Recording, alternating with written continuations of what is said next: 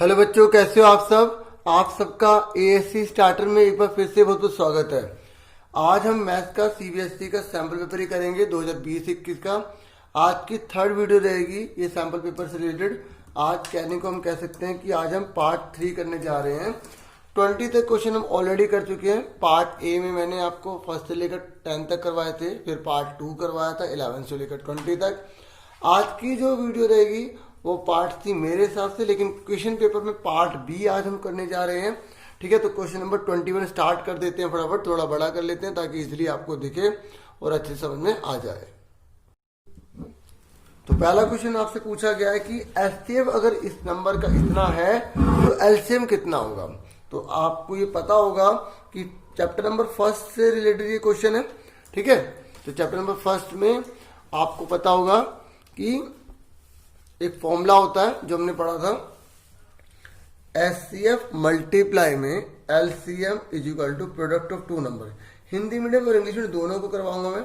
ठीक है, पहले एक बार हिंदी में फिर इंग्लिश में, दोनों में लिख दूंगा। ठीक है, product of two number Hindi में एचसीएफ एलसीएम भी बोलेंगे, यहां बोलेंगे दोनों संख्याओं का गुणनफल, दोनों संख्याओं का गुणनफल।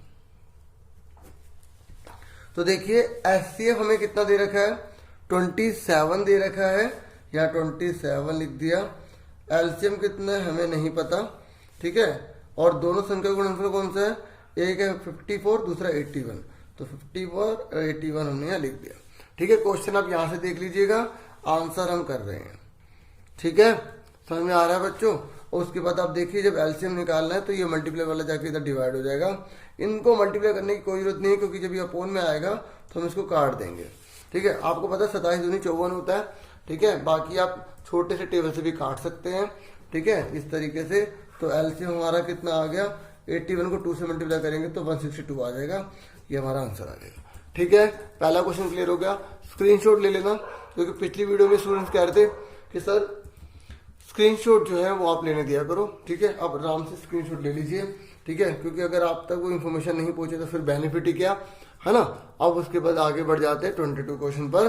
तो 22 क्वेश्चन में बोला है कि prove that the length of the tangent drawn from the external point to a circle are equal. ये थ्योरम है, 10.2 थ्योरम है। ठीक है, तो उसको हम कर रहे हैं। ठीक है, तो फटाफट कर लेते हैं। सबसे पहले हमें गिवन लिखना पड़ता है। ठीक है, तो ये एक सर्कल है। हमें इसमें क्या बोला गया है मैं आपको समझा देता हूं। पहले हमें बोला गया कि एक सर्कल है, उसके एक्सटर्नल पॉइंट से उस पर टेंजेंट डाली जाती है। तो प्रूव करके दिखाइए जो दोनों टेंजेंट है दोनों इक्वल होंगी। तो हम क्या करेंगे, यहाँ पर इसको ज्वाइन कर देंगे। ये रेडियस है सर्कल की, ये भी रेडियस है। ठीक है, हम इन दोनों को कॉन्ग्रुएंट कर देंगे। क्या कर देंगे, कॉन्ग्रुएंट कर देंगे। हमने इसको ओ नाम दे दिया, इसको पी, इसको ए, इसको बी नाम दे दिया। ठीक है, तो गिवन क्या है पहले मैं इंग्लिश में लिखूंगा फिर मैं हिंदी में लिखूंगा। ठीक है, गिवन क्या है, given a circle with centre O. हमें एक सर्कल दे रखा है, इसका सेंटर ओ दे रखा है। ठीक है, और इन विच हमें क्या दे रखा है, हमें दे रखा है ना कि द लेंथ टेंजेंट दे रखा है ना इस तरीके से, in which A P and P B are tangent of circle. ठीक है, और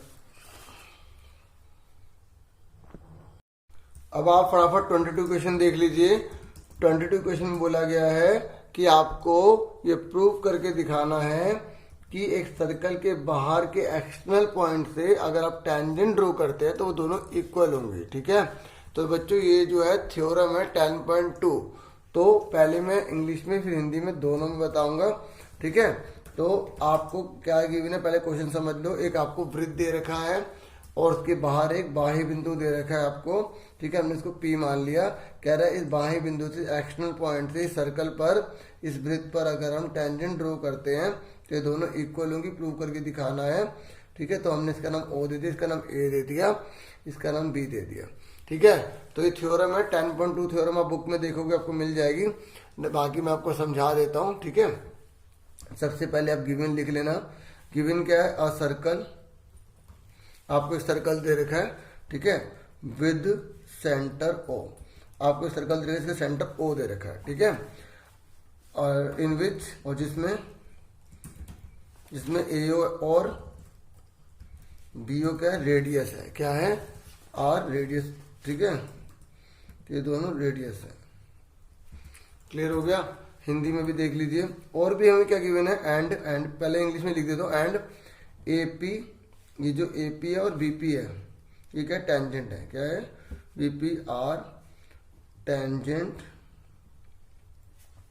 ऑफ सर्कल, ठीक है। ये दोनों के दोनों क्या टेंजेंट्स है सर्कल के, ठीक है। यहाँ तक आपको क्लियर हो गया, ठीक है। अब इसको हिंदी में लिख देता हूँ, ठीक है। दिया क्या है, दिया है एक वृत्त जिसका केंद्र O है, ठीक है, जिसमें AO तथा BO वृत्त की त्रिज्या है, ठीक है, वृत्त की त्रिज्याएं हैं, तथा AP तथा BP वृत्त की स्पर्श रेखाएं,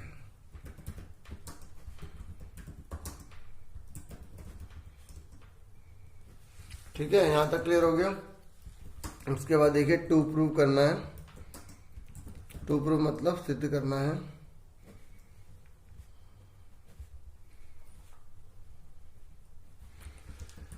तो बच्चों आपको सिद्ध क्या करना है, हमें सिद्ध करना है जो एपी है, थोड़ा मैं छोटा कर देता हूं, है ना। ये देखो, ये जो एपी है बीपी के बराबर होगा, ठीक है। और मैंने क्या कहा था कि जो थ्योरम्स होती है उनमें ज्यादातर हमें कंस्ट्रक्शन करनी पड़ती है, तो यहाँ पर हम कंस्ट्रक्शन करेंगे, ठीक है। हिंदी में रचना, क्या करेंगे, रचना करेंगे। रचना क्या करा हमने क्या करा, ओ पी को मिलाया, ठीक है, ओ पी को मिलाया। यहां तक क्लियर हो गया। अब आ जाइए प्रूफ में। तो मैंने आपको कहा था कि अगर हमें टेंजेंट आपको प्रूव करना है तो आप इन दोनों ट्रायंगल को कॉन्ग्रुएंट कर देंगे। क्या कर देंगे, कॉन्ग्रुएंट, ठीक है। मतलब आप इसकी तीन चीजें बता देंगे। देखो हम फटाफट बता देते हैं। देखो एक AO है और एक BO है, क्या है, रेडियस है सर्कल की, ठीक है। और देखो ये 90 डिग्री का है ना, ये भी 90 डिग्री का है। पॉइंट ऑफ कंटैक्ट जो होता है 90 डिग्री का होता है। तीसरा, अगर OP ना होती, दो ट्राइंगल ना होते, है ना, तो इसका लिए कॉमन है। OP क्या है, कॉमन। तो बस इस तरीके से हमारे को तीन चीजें पता लग गई और कॉन्ग्रुएंट कर देंगे, आंसर आ जाएगा। तो फटाफट अब लिख लेते हैं, ठीक है। थोड़ा सा छोटा कर देता हूं ताकि आराम से आपको दिख जाए, है ना। तो इन ट्राइंगल हमने क्या लिया, APO एंड ट्राइंगल, देखो APO ले रहे तो BPO लिखेंगे, ठीक है, BPO। तो हिंदी में इन की जगह मैं बोल देता हूं, आपको लिखना है APO तथा त्रिभुज BPO में, ठीक है। इतना तो आप कोऑपरेट करेंगे। अब तीन चीजें बताइए फटाफट। और ये मैंने इंग्लिश में नहीं लिखा ना, तो यहाँ लिख देता हूँ जो एन OP, ठीक है। ये इंग्लिश में हो गया, हिंदी में हो गया, ठीक है। अब फटाफट इतना बताइए तीन चीजें कौन सी हैं। एक तो हो गया AO बराबर BO, ठीक है। क्या लिखो, रेडियस ऑफ सर्कल, ठीक है। क्या लिखोगे, वृत्त की त्रिज्याएं हैं, एक वृत्त की त्रिज्या है,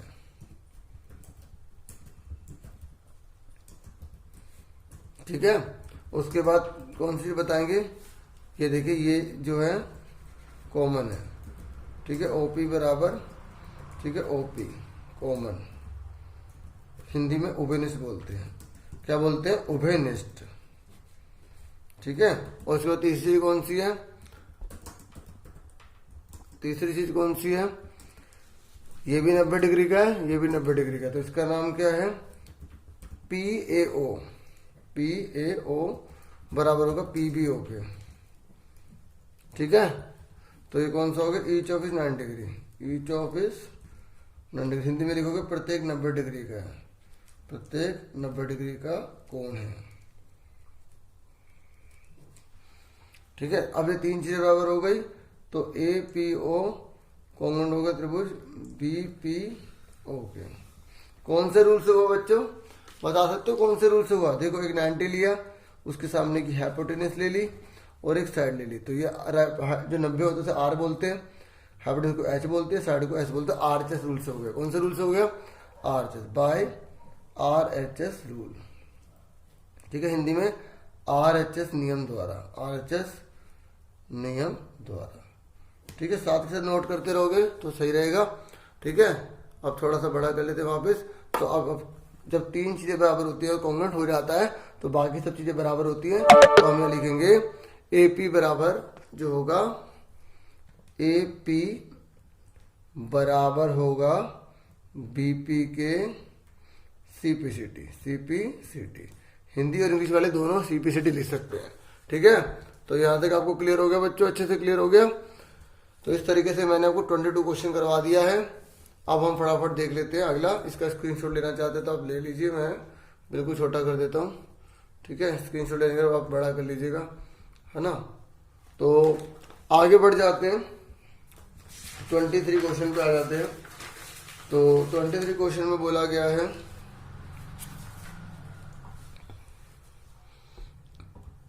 देख लेते हैं क्या बोला है। ये कह रहा है find the ratio in which the line segment joining the point ये एंड ये is divided by the X axis. देखो यहाँ पर आपको ना एक पॉइंट ये दे रखा है, एक पॉइंट ये दे रखा है, इसका 1 और ये -3 दे रखी है इसकी वैल्यू। ठीक है, और जो दूसरा वाला है बी, इसकी वैल्यू दे रखी है 4, 5। ठीक है, क्वेश्चन पढ़ सकते हैं। कह रहा है find the ratio in with the line segment joining the point ये is divided by the X axis. ये एक्स एक्सिस के द्वारा डिवाइड हो रही है। ठीक है, तो जब एक्स एक्सिस के द्वारा डिवाइड हो रही है तो इसका मतलब x, 0 होगा। समझे मेरी बात? तो इसने बोला है कि आपको रेशियो निकालना है, यानी कि ये वाला हिस्सा और ये वाला हिस्सा कितना होगा। आपको पता है पहले वाले को M1, दूसरे वाले को M2 कहा जाता है, और जो वैल्यू दी होती है उसी का फॉर्मूला लगाते हैं। अगर आपको पता हो, चैप्टर नंबर 7 का क्वेश्चन है ये। ठीक है, बुक का क्वेश्चन नहीं है, अमाउंट अलग है। ठीक है, बस चैप्टर नंबर 7 है, मैंने आपको साथ का बताता चला जाऊंगा। ठीक है, तो बच्चों कैसे निकालोगे? जो चीज गिवन है, देखो एक्स एक्सिस लिखा है, ये ध्यान रखना, इस बात का ध्यान रखना कि अगर एक्स एक्सिस आ रहा है तो x, 0 मतलब होता है, और अगर y एक्सिस आ रहा है तो 0, y होता है। ठीक है, समझ में आ रहा है? इस तरीके से।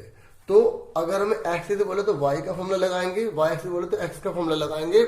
इस बात को आपको ध्यान में रखना है। क्लियर? तो ये 0 दे रखा है बच्चों, तो y का फॉर्मूला क्या होता है? रेशियो में M1, देखिए इसको पहले वाले को x1, इसको y1 कहते हैं, इसको x2, इसको y2 कहते हैं। तो M1 x2 क्रॉस मल्टीप्लाई होती है M1 x2 M2 x1। ठीक है, याद करने का तरीका समझ लो, M1 M2। ठीक है, देखो यहाँ मैंने y लिख दिया, यहाँ मैंने x लिखा, तो ये मैं फॉर्मूला बता रहा था, तो ये x का फॉर्मूला हो गया। ठीक है, ऐसे ही y का फॉर्मूला देख लीजिए, पहले फॉर्मूला देख लीजिए, M1 y2 M2 y1 M1 M2। तो आपने इस चीज से क्या सीखा कि जब हम x की बात कर रहे हैं तो x को देखना है, y की बात करें तो y को। अब मुझे बताओ इन दोनों में से कौन सा फॉर्मूला लगाएंगे, क्योंकि हमें y की वैल्यू दे रखी है 0। जब x एक्सिस बोला है तो इसका मतलब y 0 है, तो इसका मतलब y की वैल्यू दे रखी है, तो y वाला फॉर्मूला लगाएंगे। तो y का फॉर्मूला क्या होता है? M1 y2 plus M2 y1 upon में M1 प्लस M2। ठीक है, फटाफट पुट कर दीजिए। y2 कितना गिवन है हमें? 0। M1 कितना है? We don't know. ठीक है, इसको k रेशियो 1 से भी कर सकते हैं, लेकिन ये सबसे आसान रहेगा। ठीक है, y2 कितना है? 5।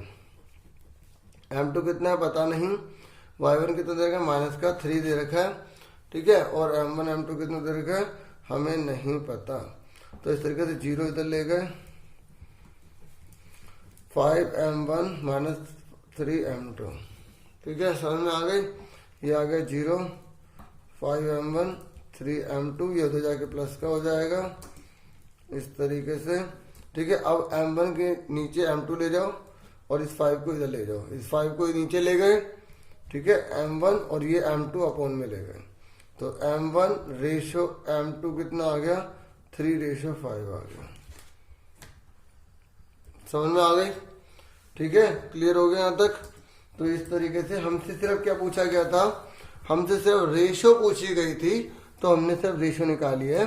ठीक है, अगर हमसे पूछा होता कि x की वैल्यू निकालो तो x का फॉर्मूला भी लगा देते। ठीक है, यहाँ पे x का फॉर्मूला लगा के निकाल देते, लेकिन बोला ही नहीं है, तो हम नहीं करेंगे। अब स्क्रीनशॉट आप ले लीजिए, ठीक है, ताकि आपका टाइम बच जाए, ठीक है, और आराम से आप नोट कर लें। बाद में जो बच्चे साथ के साथ कर रहे थे उनको तो बहुत बढ़िया, वेरी गुड, एक्सीलेंट, ठीक है।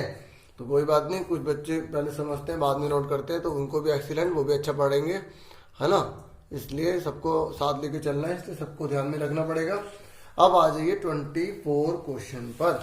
देखो भाई, जो 24 क्वेश्चन है वो थ्योरी वाला है, ठीक है। कैसा है? थ्योरी का क्वेश्चन है।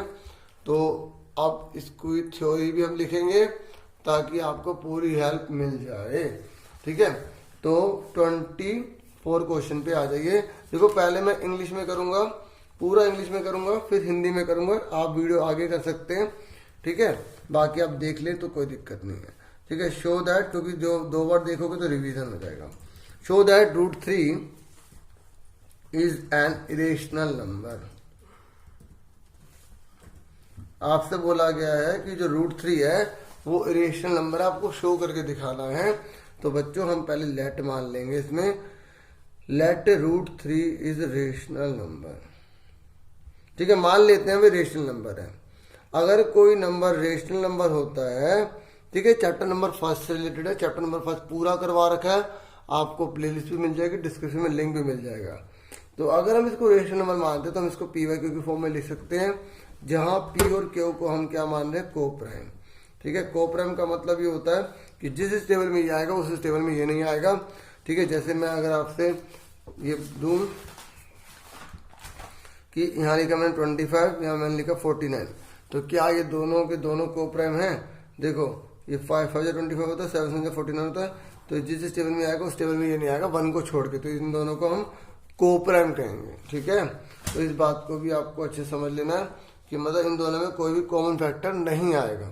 अगर दोनों में कॉमन फैक्टर आ गया मानने के बावजूद भी, तो वो इरेशनल प्रूव हो जाएगा, क्योंकि हमारी एजम्पशन जो हमने माना है वो गलत हो जाएगी, ठीक है। ये जो क्यों दे रखा है इसको उधर ले जाइए, अगर ये डिवाइड है तो इधर जाके मल्टीप्लाई हो जाएगा, ठीक है।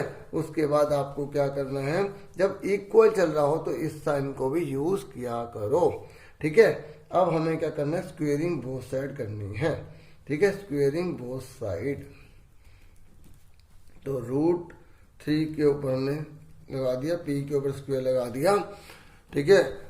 ये 3Q का स्क्वायर आ गया, ये P का स्क्वायर आ गया, ठीक है। अब आप ध्यान से देखिए कि अगर ये 3 इधर जाएगा तो ये P स्क्वायर को डिवाइड करेगा, तो आप लिखोगे P square is divisible by 3, ठीक है। अब ये जो P स्क्वायर है इसको 3 काट रहा है, तो खाली P को भी काटेगा, ये हम मान रहे हैं। तो P जो है इज आल्सो डिविजिबल बाय, अगर P जो स्क्वायर है वो 3 उसको काट है तो अकेले P को भी काटेगा। कहने का मतलब ये है कि जैसे P का स्क्वायर यहाँ पर हमने ले लिया 36 ले लिया P का स्क्वायर को, तो अगर वो खाली P ले रहे हैं, यानी कि 6 ले रहे हैं, ठीक है, 6 ले रहे हैं, अगर 36 को काट रहा है तो खाली P वाले को भी काटेगा 3, देखो काट रहा है ना, ठीक है। तो ये हम लिखेंगे P is also divisible by 3, ठीक है।